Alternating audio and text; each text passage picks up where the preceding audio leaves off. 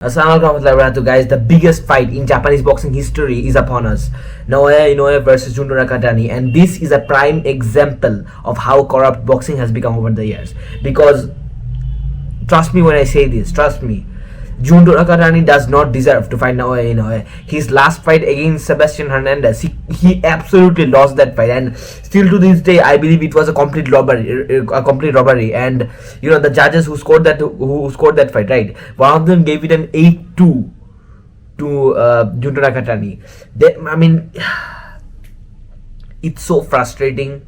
It's so frustrating times like this when because the casual viewers, right, the casual boxing fans, they probably haven't even seen that fight, and they're just excited for this upcoming fight. Oh, what if Nakatani shocks the world and some shit, but they don't even know that his previous fight against Sebastian Hernandez, he lost that fight, and he got, and unfortunately Sebastian Hernandez, being such an underdog, he got dropped obviously.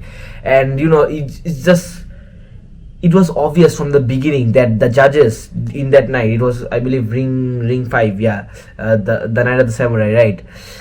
Amazing event, but it was very obvious that the judges were very biased, extremely biased towards both. I won't say both, because the Inoue fight, that was pretty clear, but it was very clear that they were very much biased towards Junto Nakatani, and obviously you could tell why, because that like cards like that in boxing, right, they build up for future cards, because they want the main event winner and the co-main event winner to fight to fight in future events and make that even more even bigger. And in the press conferences and stuff, they try to market it that way. For example, in the Times Square card, right, Ryan Garcia versus Rolly Romero, right, they wanted, that entire card was set up for Garcia versus Haney rematch.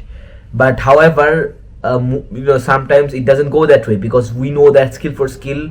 For example, in that night, Rolly Romero was much better than Ryan Garcia, and it was supposed to be that. In my eyes, it was Nakatani won the first 4 rounds, and the rest of the rounds were very clear towards Sebastian Hernandez. And if you just look at Nakatani's face after that fight, like his eye, like his right eye, I believe it was so big, like genuinely it was so big, like like he had very defensive footwork from the beginning, but from the second half of the fight, like his defense completely went out, and the highest I would give is a draw, 5-5 draw, but nothing beyond that, nowhere near to being 8-2 for Junto Nakatani, because that was it was clear robbery.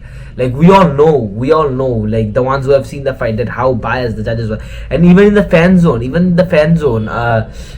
Sebastian Hernandez won, and he won for obvious reasons, for what he did in the ring, not because of the bias, and not because of the not because of that. If he would have won, he would have had an amazing fight with Naoya Inoue, which was set up.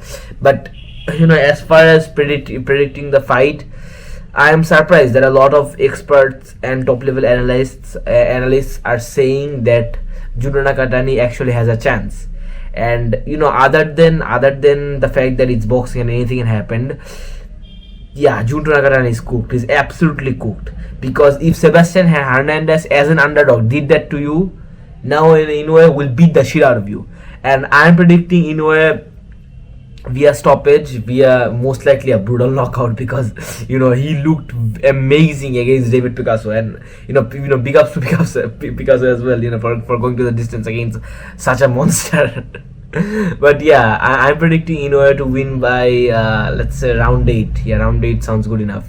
If not a bit later, I guess. But Junto Nakatani, he ain't winning a single round in this one, bro. I'm just being honest, because he ain't nowhere near as the same level as Naoya Inoue, especially after considering his most latest win, which was on the biggest stage, remember, and he got beaten the shit out of, like genuinely, like it wasn't even close.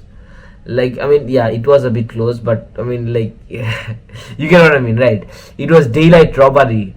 Sebastian Hernandez, I feel so bad for him at this point, but he doesn't have a chance in this one. He's absolutely cooked, and I don't like him, Nakatani. I don't like him at all, especially for his behavior after the fight. Not giving Sebastian his props, and acting tough and acting like he actually did win that fight fair and square.